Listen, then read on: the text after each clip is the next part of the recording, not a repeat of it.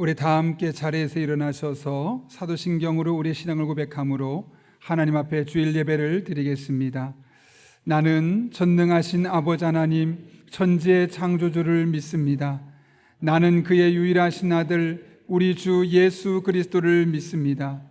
그는 성령으로 잉태되어 동정녀 마리아에게서 나시고 본디오 빌라도에게 고난을 받아 십자가에 못 박혀 죽으시고 장사된 지 사흘 만에 죽은 자 가운데서 다시 살아나셨으며 하늘에 오르시어 전능하신 아버지 하나님 우편에 앉아 계시다가 거기로부터 살아있는 자와 죽은 자를 심판하러 오십니다. 나는 성령을 믿으며 거룩한 공교회와 성도의 교제와 죄를 용서받는 것과 몸의 부활과 영생을 믿습니다. 아멘.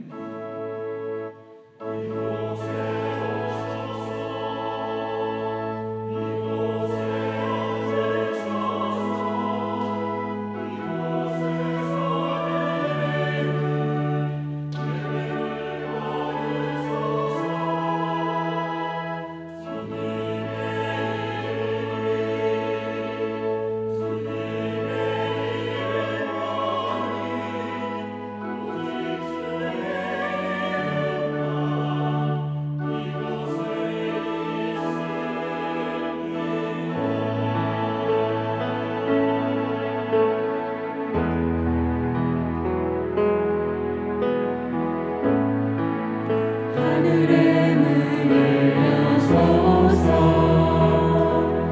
이곳을 주목하소서 주를 향한 노래가 꺼지지 않으니 하늘을 열고 보소서 이곳에 임재하소서 이곳에 임재하소서 주님을 기다립니다. 기도의 향기가 하늘에 닿으니 주여 임재하여 주소서 이곳에 오셔서 이곳에 오셔서 이곳에 앉으소서 이곳에서 드리는 예배를 받으소서 주님의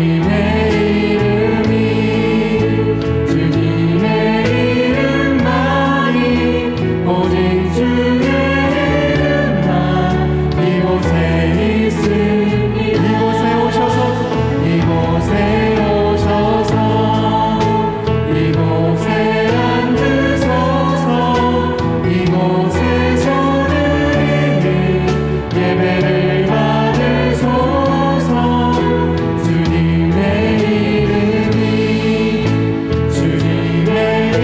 이름만이 오직 주의 이름만 이곳에 있으니 오직 주의 이름만 오직 주의 이름만 이곳에 있으니 오직 주의 이름만 오직 주의 이름만 이곳에 있습니다.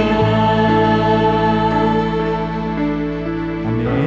다 함께 자리에 앉으셔서 우리의 왕 되신 우리의 찬양의 이유 되시는 주님의 이름을 고백하며 나아갑시다.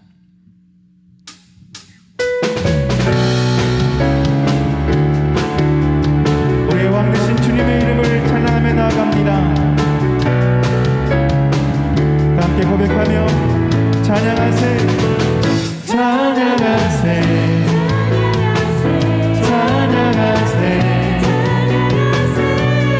함께 소리 높여 찬양 드리세 찬양하세 찬양하세 찬양하세 함께 소리 높여 찬양 드리세 찬양받기에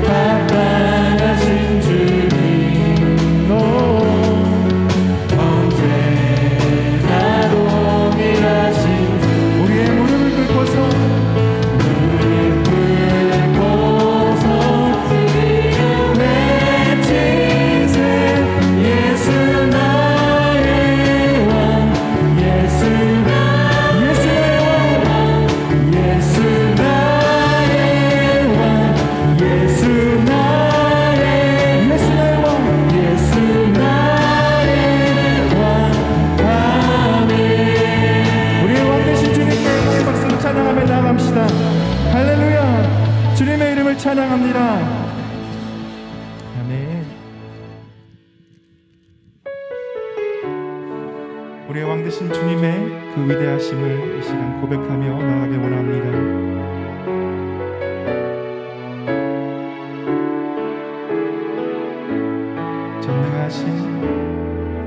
전능하신 나의 주 하나님은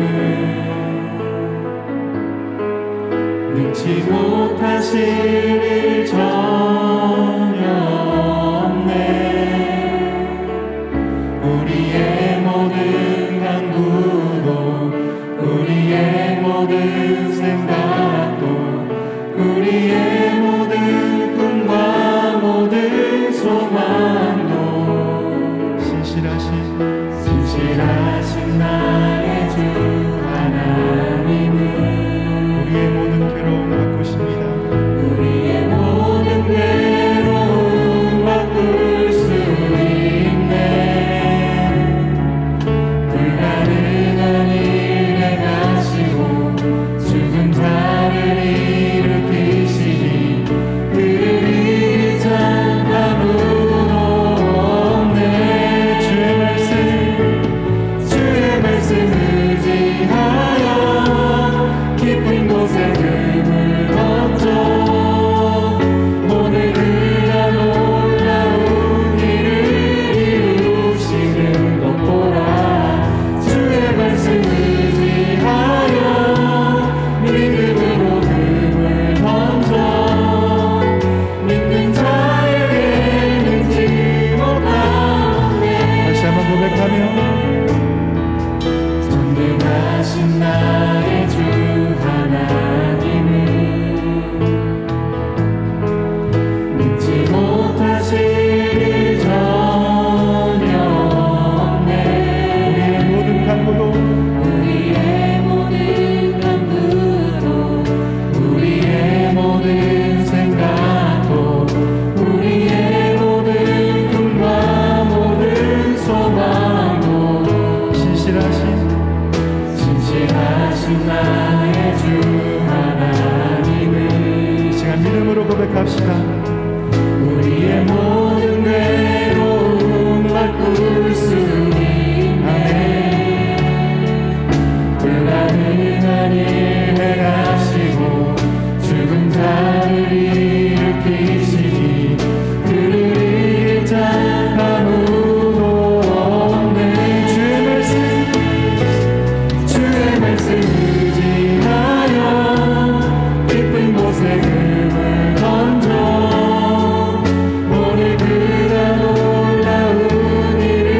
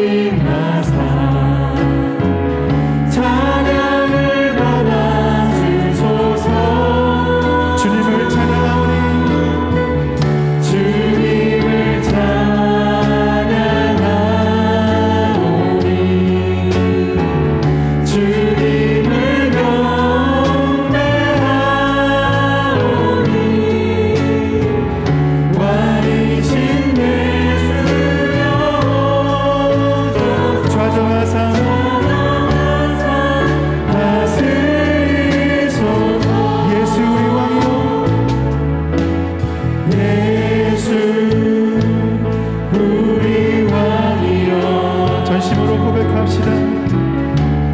이곳에 오소서.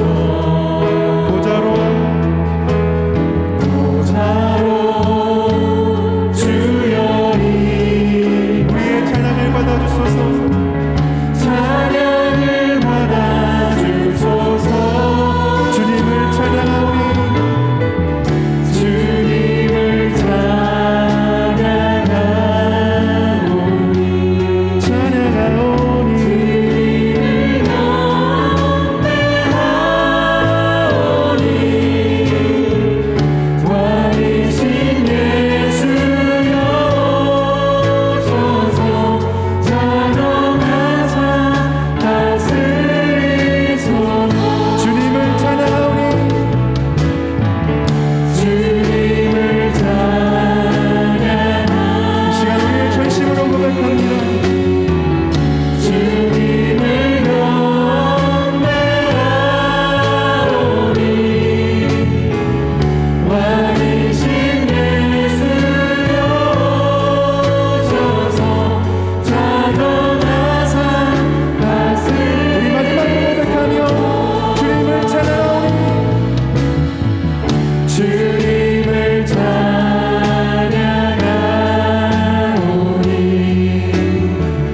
주님을 경배하오니 왕이신 예수여 오셔서 자동하사 다스리소서.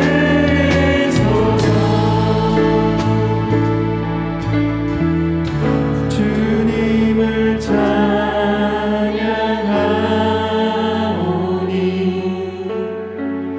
주님을 경배하오니 왕이신 예수여 오셔서 좌정하사 다스리소서.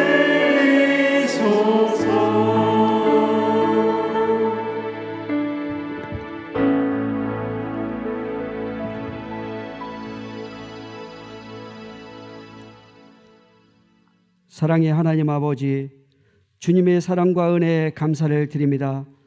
지난 한 주도 저희들의 삶을 주장하셔서 건강으로 인도하여 주옵시고 너는 내 딸이라 너는 내 아들이라 칭하여 인쳐 주옵시고 지켜주심으로 인하여 무한 감사를 드립니다.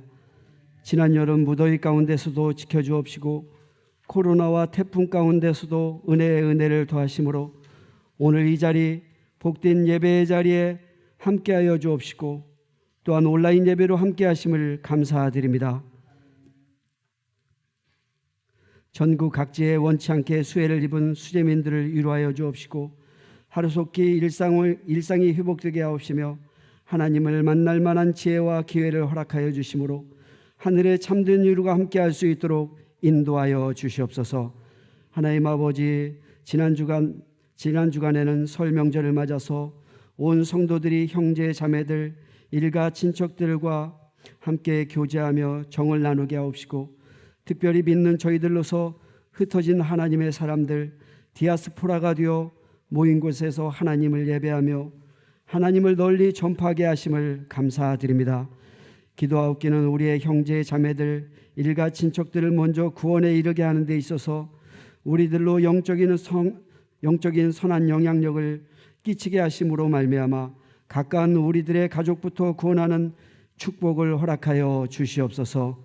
사랑의 하나님 아버지, 각종의 여름 성경학교와 수련회가 은혜 가운데 맞춰지게 하셨더니 이어서 그간 준비하였던 태바 공간이 완성되어 감사 예배로 영광 돌리게 하심을 감사드립니다.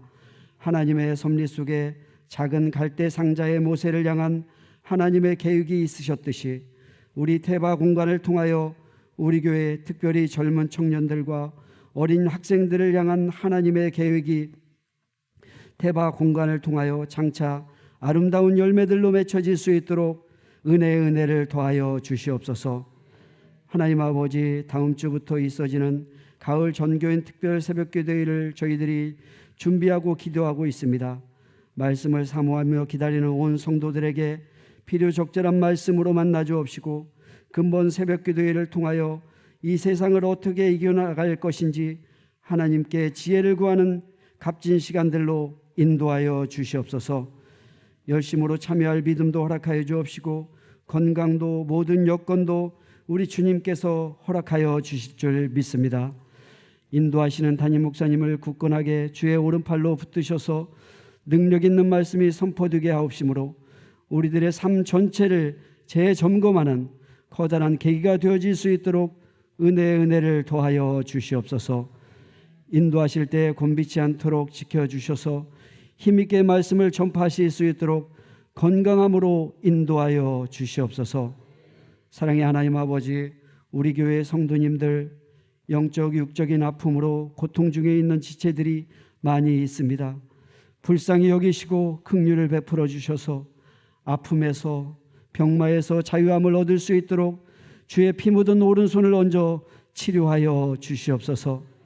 나아만 장군의 나병이 기도할 때 나았던 것처럼 혈루병이 나았던 것처럼 우리들에게도 실로한 면모를 허락하심으로 기도하며 간구할 때 깨끗이 나음을 입을 수 있도록 은혜를 베풀어 주시옵소서. 세계 각지의 선교사님들과 함께 하셔서 하늘의 도우심이 늘 함께하여 주옵시고 우리들로서 보내는 선교사의 사명을 감당할 수 있는 능력도 허락하여 주시옵소서. 그러므로 우리들의 일상생활이 선교적 사명을 추구하며 사는 복된 삶으로 인도하여 주시옵소서. 사랑의 하나님 아버지, 오늘 오후 예배에는 가족들이 함께 모여 가정 미션 예배로 마음을 열어 기도 제목을 나누고 서로 축복하는 시간을 갖습니다.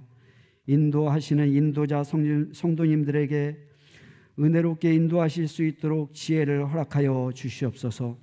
하나님 아버지, 오늘 이 시간 말씀 전하시는 목사님을 붙드셔서 선포되어지는 말씀이 능력 있는 말씀으로 인도하여 주옵시고 시온 찬양대의 찬양을 기뻐 흠양하심을 믿사올 때 오늘도 우리와 함께 하셔서 추석 명절 가운데 복 주시기를 원하시는 우리 주 예수님의 이름으로 기도하옵나이다. 아멘.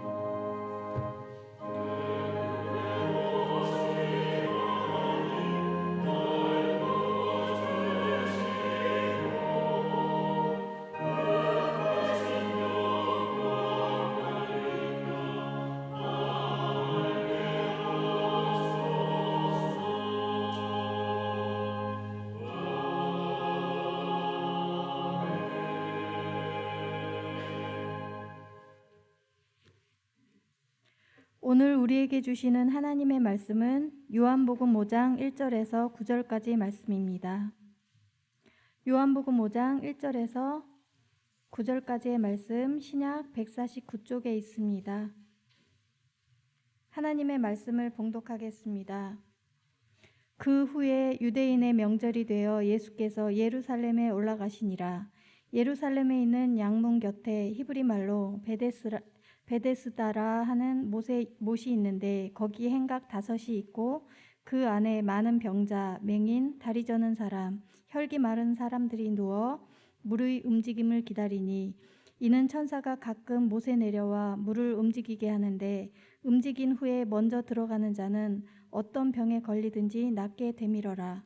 거기 38해 된 병자가 있더라. 예수께서 그 누운 것을 보시고 병이 벌써 오래된 줄 아시고 이르시되 내가 낫고자 하느냐. 병자가 대답하되 주여 물이 움직일 때에 나를 못에 넣어주는 사람이 없어 내가 가는 동안에 다른 사람이 먼저 내려가나이다. 예수께서 이르시되 일어나 내 자리를 들고 걸어가라 하시니 그 사람이 곧 나아서 자리를 들고 걸어가니라. 이날은 안식일이니. 이것은 하나님의 말씀입니다.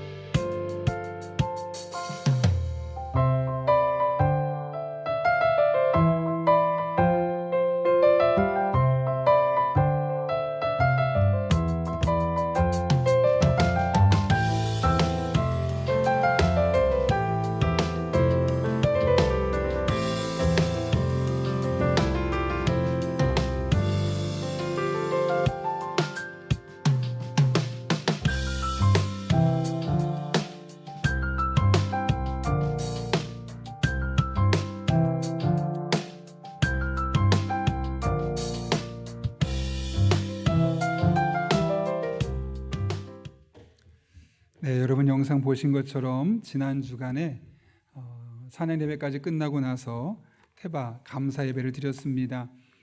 봄에 천사 헌금을 통해서 여러분이 헌금하셨던 것, 또 그 이후로 간헐적으로 하셨던 것, 또 몸으로 또 여러 가지 수고로 봉사하신 분들에 의해서 완성이 되었고, 이제 지난 주간에 청년들이 벌써 그곳에서 시간을 보내는 것을 보고 참 감사하다는 생각을 하게 되었습니다. CCTV까지 잘 설치되어서 안전하게 지금 운영되고 있고요. 이제 이번 주부터 본격적으로 활용하시면 되겠습니다. 주로 오전 시간에는 어른들이 그곳에서 소그룹 모임을 하시면 되고요. 오후 시간과 주말에는 우리 아동부 성경 공부도 한다고 합니다. 또 중고등부 청년부가 시간을 배정해서 함께 사용하려고 합니다. 또 적극적으로 사용해 주시고 또 이를 위해서 함께 기도해 주셔서 그곳에서 많은 우리 아이들이 또 양육받고 또 밖에 나가서 복음을 전하는 그런 복된 사명을 감당할 수 있었으면 좋겠습니다. 이 시간을 빌어서 다시 한번 여기까지 오도록 수고해 주신 한 분 한 분 진심으로 감사를 드립니다. 네, 여러분 주부를 참고하실 때 귀의 소식 전하겠습니다. 우리 교회를 방문하신 모든 분들 주님의 이름으로 환영합니다. 등록 원하시는 분 말씀하시면 저희가 친절하게 도와드리겠습니다. 지난주 하나님께서 보내주신 한 가족분이 계십니다. 어르신인데요, 우리 또 교회에 잘 정착하실 수 있도록, 건강하실 수 있도록 여러분 계속 기대해 주시길 바라고, 특별히 오늘은 원포인트 예배로 드립니다. 아동부 교회 학교와 장년부가 같은 본문으로 말씀을 전하고요. 주보 안에 보시면 오이코스 예배, 오후 찬양 예배 안에 추석 가정 미션이라고 3가지가 있습니다.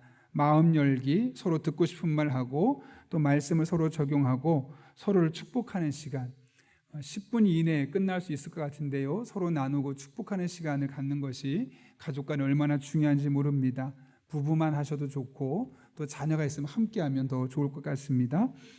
가을 전교인 새벽기도 안내입니다. 9월 19일부터 10월 1일까지 이 험한 세상 어떻게 살까, 솔로몬이 잠언을 통해 우리에게 하는 이야기를 듣고 함께 그 해법을 찾아가려 합니다. 적극적으로 지금부터 기도해 주시고 또 하나님 앞에 2주간을 작정하면서 또 기도 제목도 내놓고 그렇게 한번 하나님 앞에 이번 한 주간이 특별한 2주간이 될 수 있도록 기도하며 준비하시면 좋겠습니다. 세례 및 입교 예식 자세한 내용은 주보를 참고해 주시고요. 말씀과 함께 철로역정 이번 주 목요일부터 잠언 1장이 시작됩니다.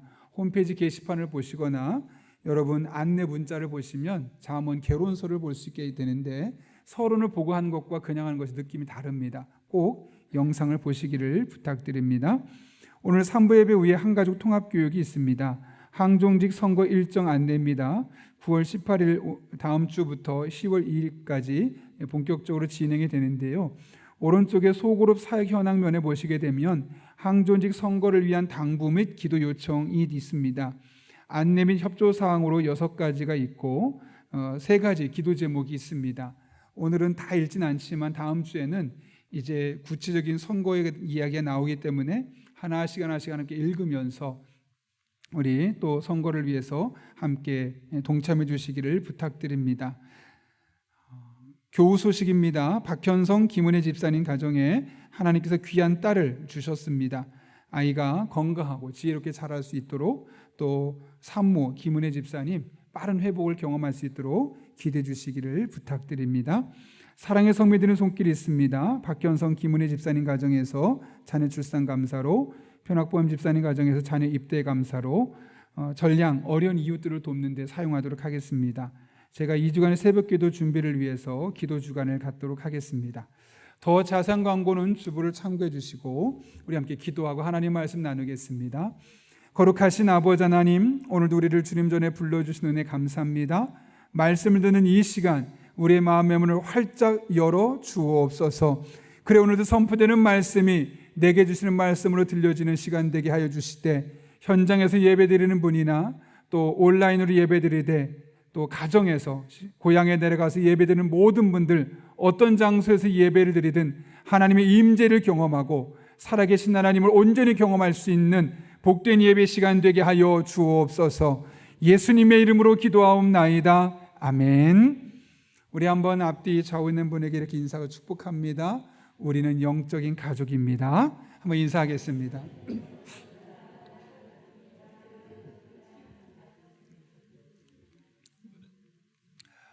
우리가 사용하는 용어 중에 아이러니하다라는 말을 종종 사용할 때가 있습니다. 덴마크의 철학자인 키에로 케고르가 처음 사용한 단어인데요. 우리 사전을 보니까 이렇게 번역이 되어 있습니다. 예상 밖 결과로 인한 부조화 상태. 좀 어려운데 쉽게 말하면 이런 겁니다. 내가 이런 행동을 했을 때 저런 결과물이 나올 것이라 예측했는데 내 예측과 전혀 다른 결과물들이 나왔을 때 당혹스러움을 일컬어 우리는 아이러니하다라는 말로 사용합니다. 예컨대 이런 경우겠죠. 우리가 편리한 생활을 위해서 수많은 운송수단을 개발하고 자동차까지 개발하게 되었습니다. 그래서 그 문명의 이기를 우리가 충분히 누릴 수 있게 되었는데 문제는 아이러니하게도 이 자동차로 인해서 환경적인 문제, 또 교통사고의 문제, 소음공해의 문제들이 생기면서 우리를 불편하게 만들 때가 적지 않다는 것이죠. 자녀 양육하는 가운데도 아이러니한 문제들이 생깁니다. 우리가 자녀를 잘 키우려고, 우리 자녀들의 인생을 복되게 하려고 얼마나 많이 공부해라 노력하고 또 그 아이들을 학원에 보내고 나름대로 또 돈을 모아서 그 아이들에게 투입을 하는지 모릅니다. 그런데 그렇게 많이 노력했음에도 불구하고 아이러니하게 그거에 질린 아이들은 아예 공부를 손을 놓고 부모님과 척을 지는 경우도 있습니다. 우리가 생각했던 것, 예측했던 것과 전혀 다른 결과로 인해서 아이러니한 상황에 놓이게 되는 것이죠. 그런데 우리의 삶을 꼼꼼히 살펴보면 이것들 외에도 정말 다양한 아이러니들을 경험하게 됩니다. 문제는 이런 아이러니한 상황에 봉착하게 되었을 때 느끼는 우리의 감정입니다. 내가 분명히 A라는 것을 예측하고 행동을 했는데 B라는 결과가 나오면 우리 마음에 당혹감이 생길 수밖에 없죠. 한편으로는 이것이 우리의 운명인가? 라는 운명론적인 관점에 빠질 수도 있고, 그래서 어찌할 바는 몰라 헤매이는 모습을 보일 수밖에 없는 것이죠. 예수님께서 살던 시대에도 그런 곳이 있었습니다. 바로 베데스다 연못입니다.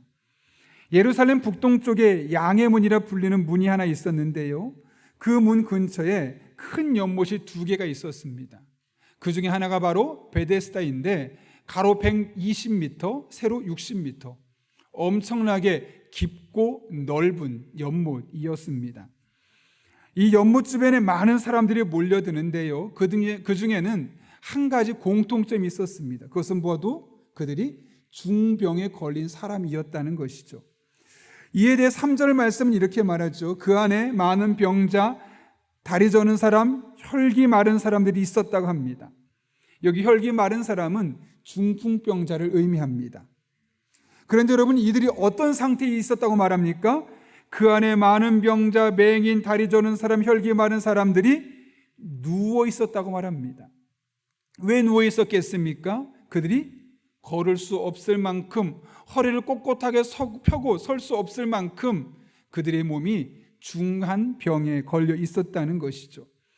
그들이 그곳에 모여 있었던 이유는 너무나 자명합니다. 그곳에서 천사가 와서 물을 움직일 때 가장 먼저 들어가는 사람은 그 어떤 병이든 나을 수 있다는 분명한 믿음이 있었기 때문에 그렇습니다. 물론 어떤 사람들은 이것을 일컬어 전설이다라고 말하기도 합니다.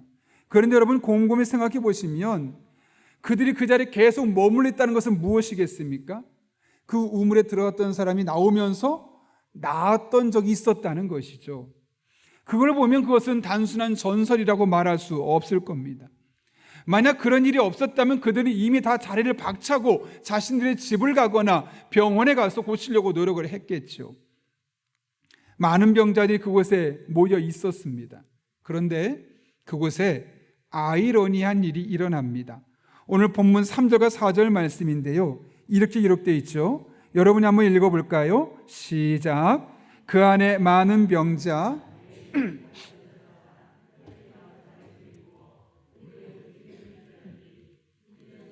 가끔 못에 내려와 물을 움직이게 하는데 움직인 후에 먼저 들어가는 자는 어떤 병에 걸렸든지 낫게 되밀어라. 아멘. 여기 보면 어떤 사람이 낫는다고 말합니까? 가장 먼저 들어가는 사람. 그렇다면 이 수많은 환자 중에 가장 먼저 들어가는 사람은 도대체 어떤 사람일까요? 아마도 중병에 걸린 사람이 아니라 그 중에 가장 가벼운 질병에 걸린 사람일 겁니다. 한 목사님이 우스갯소리로 그런 이야기를 하시더라고요. 아마 이 베데스다 연못에서 가장 먼저 고침받은 사람은 발가락에 무좀 걸린 사람일 것이다. 그럴 만큼 가벼운 사람, 별로 아프지 않은 사람이 가장 먼저 뛰어들 수 있다는 거죠. 그만큼 이곳은 아이러니한 곳이 바로 베데스다 연못이었습니다. 여러분, 정말 이것이 얼마나 아이러니한 상황입니까? 정말 필요한 사람, 꼭 나아야 될 사람, 가장 아픈 사람은 들어갈 엄두도 못 내고 있고, 그나마 그 중에 덜 아픈 사람, 아니 어쩌면 평생 그렇게 아프면서 살아도 될 만한 사람이 가장 먼저 뛰어 들어가서 낫게 되는 이런 말도 안 되는 아이러니한 상황이 이곳에서 있었던 것이죠. 특별히 베데스다라는 단어는요, 베이트 플러스 헤세드란 뜻으로 집과 자비가 연결되어서 자비의 집이란 뜻을 갖고 있습니다. 그런데 여러분, 이 자비의 집, 자비가 있어야 할 자비의 집에 자비가 없고 오히려 치열한 경쟁만이 남아 있는 겁니다. 사실 그들은 이 물이 움직이기 전에는 친구였고 동료였고 누구보다 비슷한 질병을 앓고 있는 사람으로서 상대방의 마음을 잘 공감해 줄 수 있는 사람이었습니다. 저희 장인어른이 대장암으로 수술했던 적이 있죠. 그렇게 수술하고 있을 때 저희가 아산병원에 방문했는데 그 큰 병실에 아마 옆에 부에 어떤 똑같은 대장암으로 있었던 분이 있었던 것 같습니다. 찾아갔더니 저희 장인어른이 그 옆에 있는 사람에서 얼마나 자세하게 설명하는지, 나이는 몇 살이고 직업은 무엇이고 몇 년 동안 지금 항암 치료하고 있는지를 이야기하고, 그러면서 돈이 얼마나 많이 들어갔는지를 아주 자세하게 알고 있는 겁니다. 어떻게 그렇게 알고 있을까요? 같은 대장암 환자끼리 지금 어떤 상황인지 정보를 공유하다 보니까 상대방에 대해서 너무너무 잘 알고 있는 거죠. 그러면서 말씀하시기를, 아유, 젊을 때부터 암에 걸려서 저렇게 고생하고 있다고, 너무너무 안타깝다고, 그렇게 안타까움을 표현하고 있었던 것이죠. 여러분, 베데스다 연못에 모여있던 사람도 처음엔 그러지 않았을까요? 그런데 물이 움직이는 순간 그들은 서로 경쟁하는 관계가 되었고, 내가 먼저 들어가야만 하는, 어쩌면 나에게 적과 같은 존재로 바뀌어 버린 겁니다. 한마디로 말하면 베데스다는 자비의 집이었지만 자비는 없고 차가운 경쟁만 남아있는 잔인한 곳으로 바뀌어 버린 곳입니다. 정말 아이러니한 상황입니다. 문제는 이것이 비단 성경 속에서만 경험하는 사건이 아니라는 것이죠. 우리들의 삶에서도 얼마든지 매우 자주 경험될 수 있는 일들이라는 데 있는 것입니다. 사실 우리도 일상 속에서 이런 일들을 얼마나 자주 겪고 있는지 모릅니다. 언제부터인지 교회가 베데스다 연못과 같은 곳이 되어버렸습니다. 가난한 사람, 연약한 사람, 실수하는 사람들에 대해서 절대로 관대하지 않습니다. 오히려 그런 사람들을 보고 가난하다고 무시하고 연약하다고 괄시하며 실수한다고 눈길을 주지 않습니다. 그러나 이것은 교회의 본질적인 모습이 아니고 우리 교회가 적극적으로 극복해야 할 문제 중에 하나입니다. 그런데 여러분, 가장 큰 문제가 무엇인지 아십니까? 대부분의 사람들이 그것을 어쩔 수 없지, 당연한 거야 라고 생각하고 그 상황을 바꾸려 하지 않는 데 있다는 겁니다. 오늘 본문의 모습을 보십시오. 자비의 집에서 치열한 경쟁이 일어나고 차갑고 잔인한 장소로 바뀌어가고 있는데 그 잘못된 시스템을 바꿔보겠다고 앞장서는 사람이 아무도 없습니다. 여러분, 이 베데스다 자비의 집에서 어떤 일이 일어나는 것이 정상일까요? 100명 있으면 그 100명이 누가 가장 지금 치료가 필요한지 순위를 계산하고 가장 먼저 치료가 필요한 사람을 먼저 들어가게 해서 그 사람 나오게 하는 것, 그 사람 고침받고 삶의 자리로 돌아가도록 하는 것이 베데스다에서 있어야 될 일이 아니겠습니까? 혹시나 그런 시스템이 구축되어 있지 않다면 누군가 앞장서서 내가 뒤로 갈 테니까 나보다 더 심각한 사람이 앞으로 가라고 그렇게 그 환경을 바꾸려고 노력해야 되는 것 아니겠습니까? 그런데 어느 누구도 그런 일에 앞장서고 있지 않습니다. 우리 이것을 운명처럼 어쩔 수 없지, 네가 낫지 못하는 것은 나보다 더 아프기 때문이야 라고 말하면서 마치 운명에 순응하듯 자비집의 경쟁터로 만들고 있는 것이죠. 그러나 예수님은 이 상황을 바꾸시기 위해서 베데스다에 오셨습니다. 그리고 마침내 차가운 경쟁만 남아있는 그곳을 자비의 집 베데스다답게 회복시켜 주셨습니다. 따라서 우리는 오늘 예수님께서 보여주신 방법을 통해서 우리 인생에 끊임없이 반복될 수밖에 없는 이런 아이러니한 상황들을 해결해 나갈 수 있게 되는 것이죠. 여러분, 우리들의 삶에 아이러니한 일들이 자꾸만 생길 때 우리는 어떻게 그것을 해결할 수 있을까요? 첫 번째로, 이렇게 아이러니한 상황으로 말미암아 생긴 우리 안의 패배의식을 극복해야만 합니다. 오늘 예수님은 이런 아이러니한 상황을 깨뜨리고 새로운 질서를 부여하는 분으로 등장합니다. 이를 위해 어떤 일을 하셨습니까? 38년 된 병자에게 한 가지 질문을 하시죠. 6절 말씀입니다. 여러분 한번 읽어볼까요? 시작. 예수께서 그 누운 것을 보시고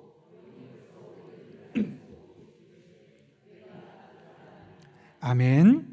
여러분, 예수님께서 뭐라고 질문하셨습니까? 내가 낫고자 하느냐? 이게 어떤 말일까요? 마치 종합병원에 가서 수많은 환자가 있는데 여러분 낫고 싶습니까? 라고 질문한 것과 똑같습니다. 그들의 입에서 나올 대답은 너무나 당연하죠. 예, 낫고 싶습니다. 이럴 겁니다. 굳이 질문하지 않아도 될 질문, 어쩌면 쓸모없을 질문을 왜 굳이 예수님께서 하신 것일까요? 적어도 38년 된 병자에게 네가 낫고자 하느냐라는 질문은 당연한 질문이 아니었기 때문에 그렇습니다. 잘 생각해 보십시오. 여러분이 38년 동안 하나의 질병 때문에 계속 아픈데 나을 기미가 안 보입니다. 나을 기회가 있는데 그 기회를 제대로 잡지 못하게 되는 겁니다. 그럴 때 그의 마음속에 어떤 생각이 들겠습니까? 좌절감, 절망감, 패배의식, 어쩌면 나는 계속 노력해도 이 상태로 머물지도 몰라. 나는 고침받을 수 없을지도 몰라. 계속 그의 마음속에 이런 마음이 생기지 않았겠습니까? 더군다나 베데스다 연못에서 누군가 나음받고 고침받고 할렐루야, 아멘, 하나님 감사합니다 고백하고 있는데 나는 그는 은혜를 경험하지 못했다면 그 마음속에 자괴감이 얼마나 깊었겠습니까? 그는 베데스다에 있었지만 이 베데스다의 은혜를 경험하지 못했던 겁니다. 말 그대로 그에게 그것은 그림의 떡에 불과한 것이죠. 이것이 계속 반복됐다고 생각해 보십시오. 그 마음이 어떻게 했습니까? 제가 신학대학원에 준비할 때 같이 공부했던 아는 한 형님을 만나게 되었는데요. 저는 참 감사하게도 1년 동안 공부해서 한 번에 들어갔습니다. 그런데 그 형님이 마침 저랑 시험을 볼 때 무려 삼수생이었습니다. 근데 떨어진 겁니다. 너무너무 안타깝죠. 저희는 신학대학원 1학년이었고 그 형님은 이제 사수까지 하게 된 겁니다.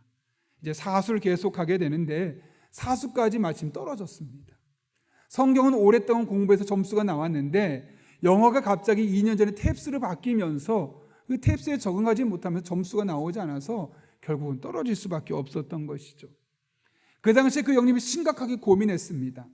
장로의 신학대학교를 1년 더 지원해서 준비를 할까?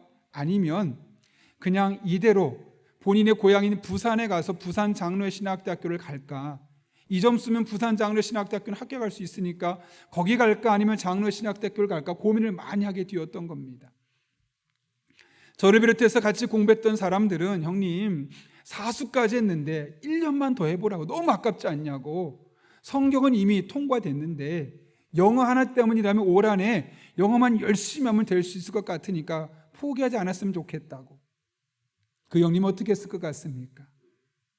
아쉽게도 포기했습니다. 그리고 부산에 있는 부산 장로의 신학대학교로 가게 되었던 것이죠. 이유는 너무나 분명합니다. 내가 사수까지 했는데 또 한 번 떨어지면 부모님께 죄송하고 또 한 번 본다고 해서 내가 붙을 수 있는 확률이 없다는 거죠. 계속 떨어지다 보니까 마음속에 패배감이 있는 겁니다. 자신감이 없는 겁니다. 절망감이 자리 잡은 겁니다. 그래서 결국 부산장신대학에 진학하게 되었죠. 오해하지 마십시오. 제가 부산장로신학대학교를 무시하는 것이 아닙니다. 제가 지금 말하고 싶은 것은 어떤 사람이 계속된 실패를 경험하다 보면, 잘못된 일을 계속 반복하다 보면 그 마음속의 소망감과 그 마음속의 희망을 잃어버리게 된다는 것입니다. 지금 38년 된 병자가 이런 상태였습니다. 그래서 주님께서 물으시는 겁니다. 내가 낫고자 하느냐? 근데 원문을 보게 되면 이 낫고자 하느냐는 단어가 델레이스라는 단어인데요, 원문 성경이 영어로 번역될 때 바라다, 원하다, 영어는 wish, 그 다음 desire라고 되어 있습니다. 우리 성경에 그냥 바라고 원하다 정도가 아닙니다. wish, 소원하다, desire, 욕망하다, 간절하다, 이런 뜻을 갖고 있는 겁니다. 지금 예수님께서 물어보신 것은 너 낫고 싶니? 그렇지 않니? 그 여부를 묻는 것이 아니라 너 정말 낫고 싶니? 너 지금까지 너무나 좌절했지만 정말 이 순간 낫고 싶은 거 맞아? 간절하니 그만큼? 이렇게 묻고 계신 겁니다. 따라서 예수님께서 지금 묻는 것은 확인하는 정도가 아니라 그동안 계속해서 실패 때문에 절망에는 그 마음, 그의 마음의 응어리를 풀어주시고 다시 그 열망을 갖고 주님 앞에 나아가게 하려고, 너 정말 낫기를 원하니? 너의 소원은 이 질병에서 노임을 맞는 것이니? 라고 묻고 계신 것이죠. 이만큼 간절함이, 또 이만큼 마음속의 절망감을 해결하는 것이 중요하다는 겁니다. 한 부흥 강사 목사님이 한국의 많은 교회들을 다니고 나서 내렸던 하나의 결론이 있습니다.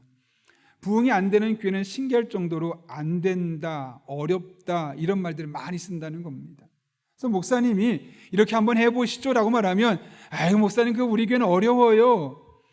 목사님 우리 교회 그거 안 돼요. 목사님 그거 한번 해봤는데 그거 소용없어요. 계속해서 안 됩니다, 어렵습니다, 소용없습니다. 그래서 목사님이 아니라고, 우리 같이 성도들 다 한번 모여서 열심히 한번 기도해보자고, 해보자고. 아이고 목사님 우리 교회 성도들 그렇게 기도 많이 하는 성도들은 아니에요. 해봤는데 소용없어요. 무슨 말을 해도 안 된다고 하고 어렵다고 소용없다고 하는 겁니다. 그런 교회들의 특징이 부흥을 경험할 수 없고 성장을 경험할 수 없고 은혜를 경험할 수 없다는 것이죠. 여러분 우리 인생도 마찬가지 아니겠습니까? 물론 우리가 살다 보면 여러 가지 어려운 일을 겪을 수 있습니다. 그런데 그것 때문에 우리가 패배주의에 빠져서 이거 해도 안 되고 저거 해도 안 되고 해봤자 소용없다고 말하게 된다면 주님께서도 우리를 통해 일하실 수 없는 겁니다. 그런 우리에게 주님께서 묻습니다. 너 정말 원하니? 너 정말 간절하니? 그렇게 되었으면 좋겠니? 라고 지금 묻고 계시는 거죠. 여러분의 인생이 아무리 아이러니해도 또 그리고 이로 인해서 아무리 오랫동안 지속적이고 반복적인 실패를 경험했어도 결단코 포기하지 마시기를 바랍니다. 오히려 하나님 안에서 네가 낫고자 하라고 말씀하신 그 주님 앞에서 미래를 꿈꾸고 소망하는 여러분 될 수 있기를 바랍니다.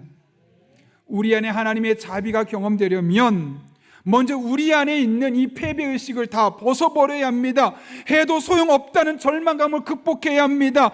그리고 그것은 하나님을 믿기 때문에 미래를 소망하는 것부터 시작됨을 우리가 분명히 확신할 수 있어야 합니다. 그럴 때 하나님은 여러분의 안에 여러분을 올가매고 있는 이 패배의식을 벗겨버릴 것이고 반드시 여러분을 통해 놀라운 일을 행하시는 것을 보게 될 것입니다. 모두 이 하나님을 경험할 수 있기를 예수님의 이름으로 축원합니다.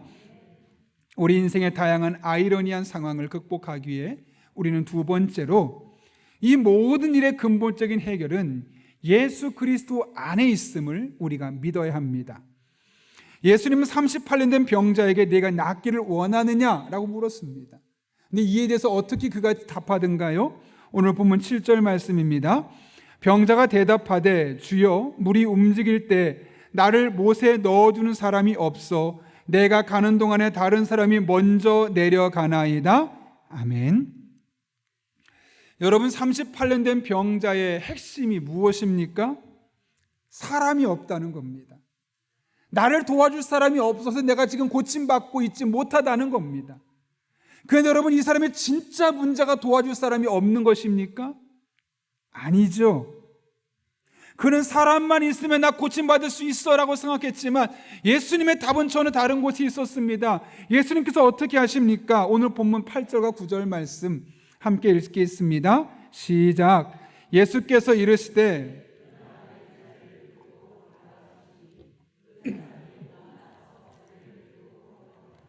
아멘. 여기 중요한 표현이 있죠. 바로 곧 나아서라는 말입니다. 곧이란 말은 무엇을 강조하는 걸까요? 바로 앞에 있었던 행동으로 말미암아 이런 일이 있게 되었다는 거죠. 그런데 여기서 곧이라는 표현을 썼습니다. 그리고 38년 된 병자가 낫게 되었습니다. 그런데 여러분, 이 38년 된 병자가 38년 동안 고칠 수 없었던 질병을 고칠 수 있었던 이유가 무엇 때문입니까? 물속에 들어갔기 때문입니까? 아니죠. 오히려 일어나 걸으라 라고 말씀하신 예수님 때문이죠. 그렇게 말씀하셨기 때문에 곧 그가 나아서 라고 말씀하고 있는 겁니다. 그는 말씀으로 치유받았습니다. 물이 아닙니다. 사람이 아닙니다. 물에는 어떤 치유의 능력도 없고 생명력도 없습니다. 그리고 사람은 언제나 한계가 분명한 연약한 존재에 불과합니다. 그는 물 때문도 아니고 사람 때문도 아니고 오직 예수 그리스도 그분을 바라볼 때 그분으로 인하여 고침받게 되었음을 성경은 우리에게 말씀하고 있는 것이죠. 여러분, 우리가 왜 절망합니까? 물에서 희망을 찾기 때문에 그렇습니다. 왜 절망합니까?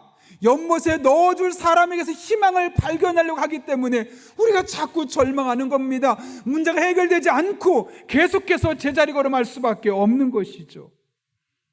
여러분, 물에는 능력이 없습니다. 사람에게는 능력이 없습니다. 치유 회복은 오로지 예수 그리스도 그분 안에 있음을 믿으시기를 바랍니다. 인생의 모든 해답은 예수님 안에 있습니다. 그러므로 여러분의 삶에 아이러니한 사랑이 계속 반복되면 반복될수록 물을 찾지 마십시오. 사람을 찾지 마십시오. 예수님께로 나아가십시오. 그럼 그분 안에 해답이 있음을 발견하게 될 것입니다. 얼마 전에 새롭게 소설을 통해 시각장애인 바이올리니스트 김지선 양의 간증을 들었는데요. 그녀는 선천적인 시각장애로 태어났습니다. 그녀는 어릴 때부터 노래를 너무너무 좋아했습니다. 동요든 클래식이든 가요든 너무너무 좋아했는데 문제는 어머니가 뜨개방을 하고 있거든요. 아이를 옆에 두어야 되는데 아이가 눈으로 볼 수 있으면 그림책도 주고 장난감을 주면 캐릭터도 보면서 놀 텐데 그게 불가능한 겁니다. 그러면 할 수 있는 게 무엇일까? 조그만 피아노 장난감을 준 거죠. 두드리면서 소리를 들으면 아이에게 놀잇감이 될 것이라 생각했기 때문입니다. 아이가 피아노를 치는데 신기하게도 그 음을 다 알아듣습니다. 노래 들은 것을 몇 번만 해보면 그 노래를 반주하는 겁니다. 우리가 흔히 말하는 거의 절대 음감에 가까울 정도로 놀라운 음악적인 재능을 보이는 것이죠. 아이가 엄마에게 말합니다. 엄마, 나 피아노 배우고 싶어요. 진짜 피아노 소리를 듣고 싶은 거죠. 장난감이 아니라. 그래서 그 말에 엄마가 도전을 받아서 얘가 비록 시각장애인이지만 피아노를 가르쳐야겠다 해서 피아노 학원에 갔는데 원장님이 반대합니다. 죄송합니다. 저는 지금까지 한 번도 시각장애인을 가르쳐 본 적도 없고 이 아이를 가르칠 자신이 없습니다. 못 받겠습니다. 너무너무 마음이 아프고 절망적입니다. 아니, 돈 주겠다는데 왜 못 다니게 하는 건가? 왜냐하면 원장님의 마음도 이해가 되죠. 그러나 계속 찾아갑니다. 한 번만 얘를 테스트해 보라고, 얘를 제발 학원에 보내달라고. 그 열정이 얼마나 컸는지 그 원장님이 받아들이기로 했습니다. 근데 피아노를 치는데 문제가 뭐냐면 아이가 팔이 좀 손가락이 짧습니다. 잘 아시겠지만 피아노는 손가락이 길면 길수록 유리한 거거든요. 그 원장님이 자세히 보다가 얘는 피아노보다는 손가락이 짧으니까 바이올린 같은 악기를 켜면 훨씬 낫겠다 싶어서 바이올린을 추천하게 되었고 6살에 처음으로 바이올린을 잡게 되었던 겁니다. 방과후 수업과 학원을 다니면서 바이올린을 배워온 그는 10살이 되던 해 아주 좋은 기회가 그에게 찾아왔습니다. 당시에 KBS 교향악단 단원이었던 방형진이란 사람이 이 지선이의 아버지가 인터넷에 얘가 연주하는 것을 올린 영상을 보고 내가 이 아이를 한번 가르쳐주고 싶다고, 내가 이 아이를 지도하겠노라고 돈도 안 받고 그 아이를 지도해 주게 되었던 것이죠. 그러나 여러분, 시각장애인으로서 바이올린을 켜는 것이 쉬웠겠습니까? 어렵겠습니까? 당연히 어렵죠. 악보를 보면 빨리 음악 이론을 배우고 또 악보를 빨리 암보할 수 있는데 그 아이는 특별한 악보를 봐야 되다 보니까 또 소리로만 하다 보니까 다른 사람보다 2배, 3배의 시간을 들일 수밖에 없는 겁니다.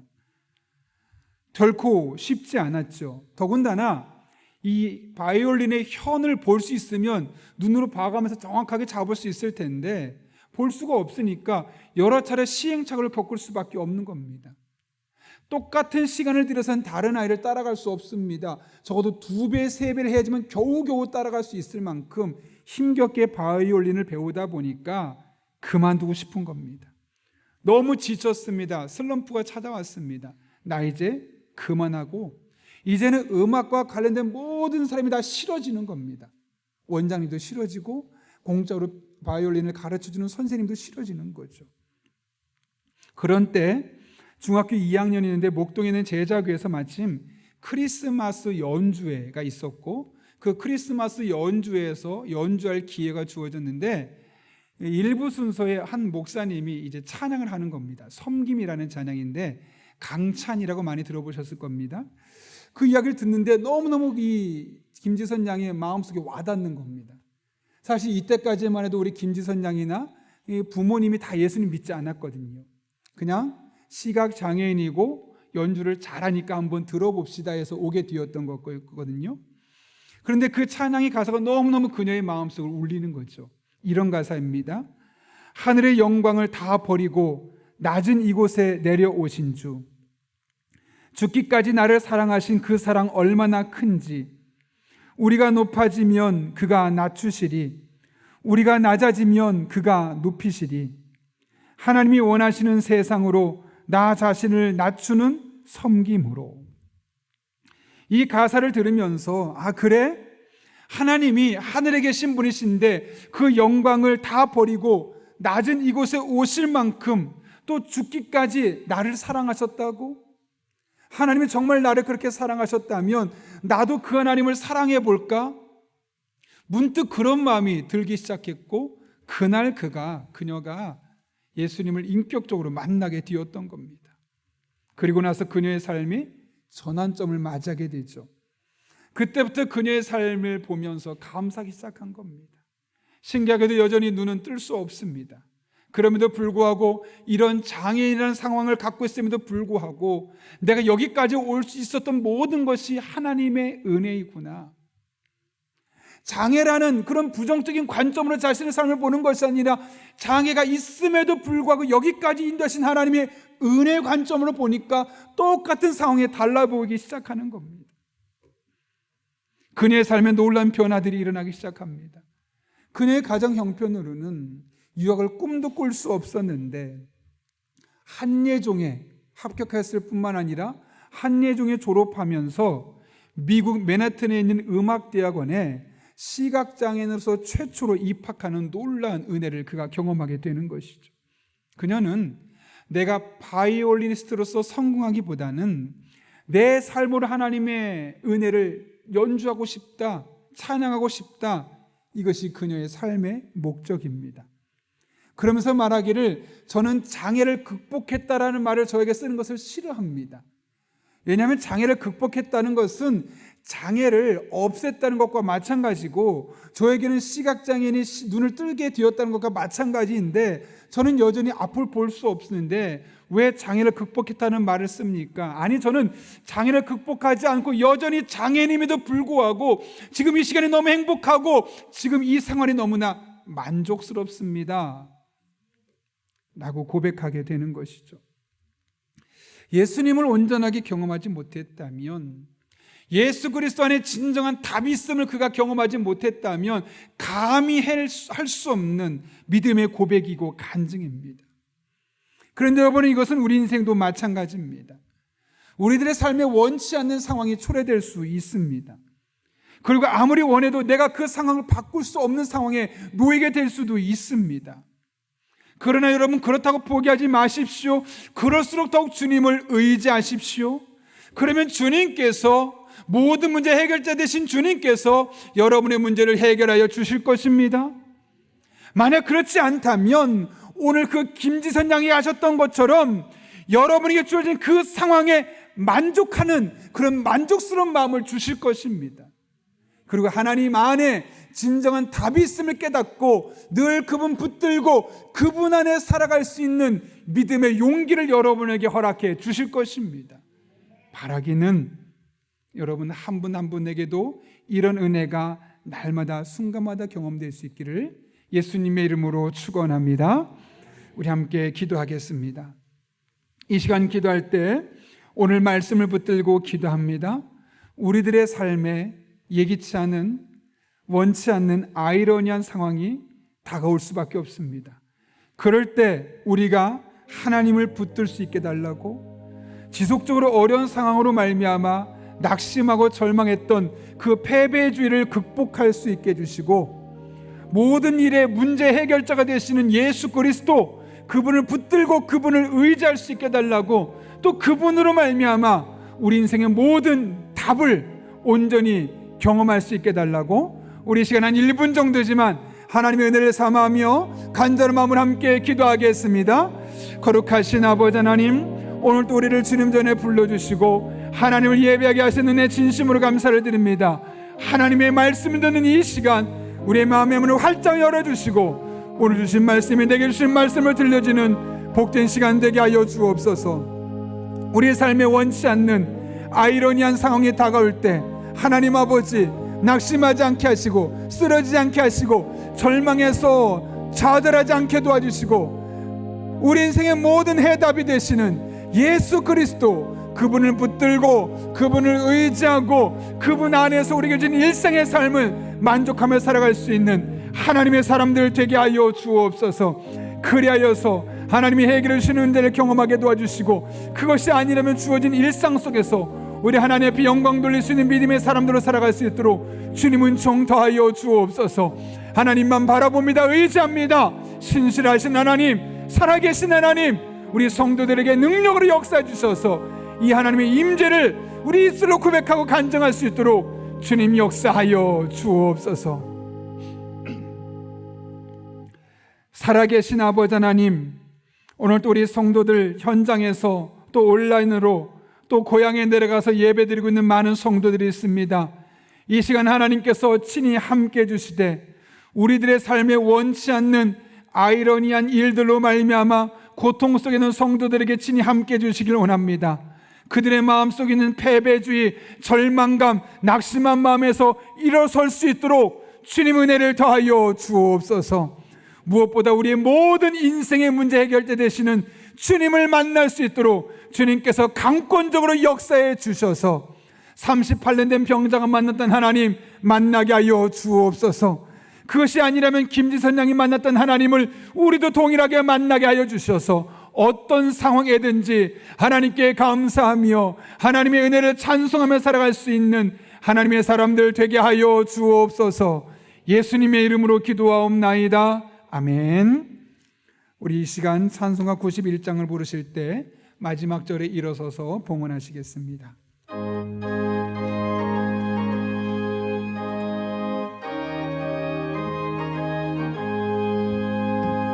슬픈 마음 있는 사람 예수 이름 믿으며 영원토록 변함없는 기쁜 마음 얻으리. 예수의 이름은 세상의 소망이요, 예수의 이름은 천국의 믿음의 고백을 담아 찬양합니다. 거룩하신 주의 이름 너의 방패 삼아라. 환난 시험 당할 때에 주께 기도드려라. 예수의 이름은 세상의 소망이요 예수의 이름은 전국의 기쁨일세. 존귀하신 주의 이름 우리 기쁨 되도다. 주의 품에 안길 때에 기뻐 찬송 부르리. 예수의 이름은 세상의 소망이요 예수의 이름은 전국의 기쁨일세. 저리 갈 길 다간 후에 이 시간 가정에서 예배 드리신 분들은 준비한 예물을 정성껏 드리겠습니다.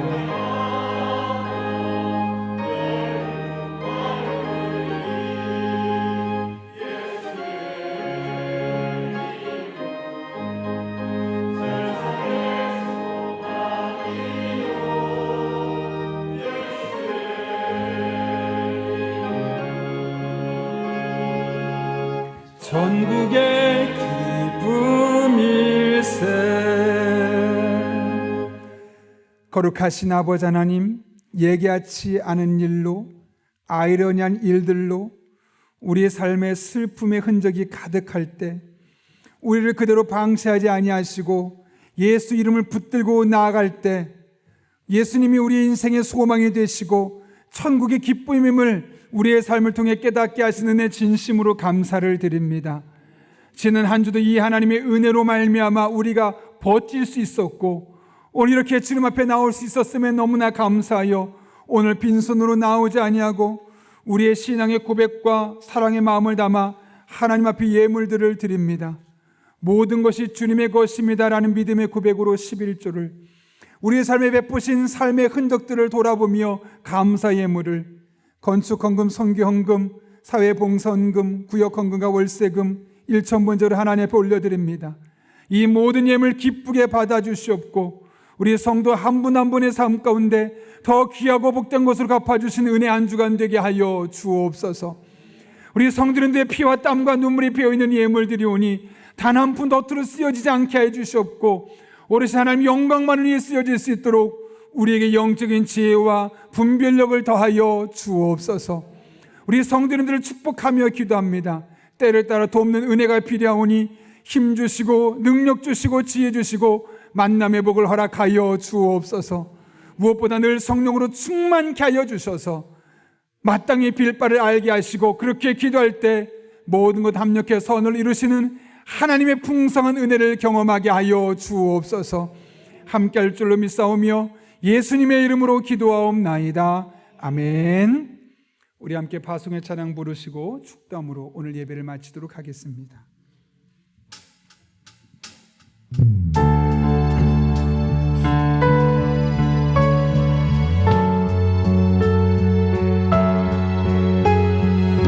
믿음의 고백으로 간절한 마음으로 사모하며 하나님 앞에 찬양합니다. 시작됐네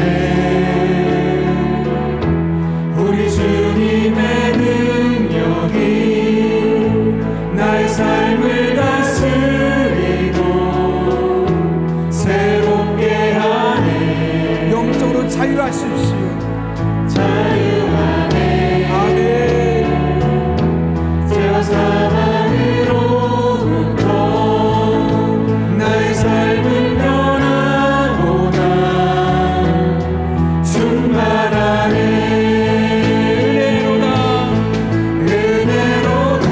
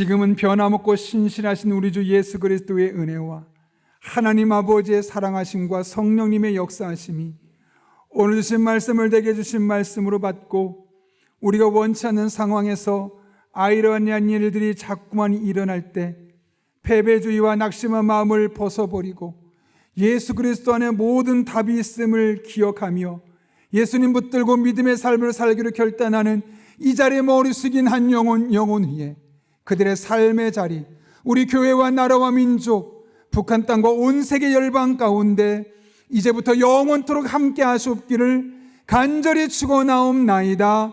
아멘.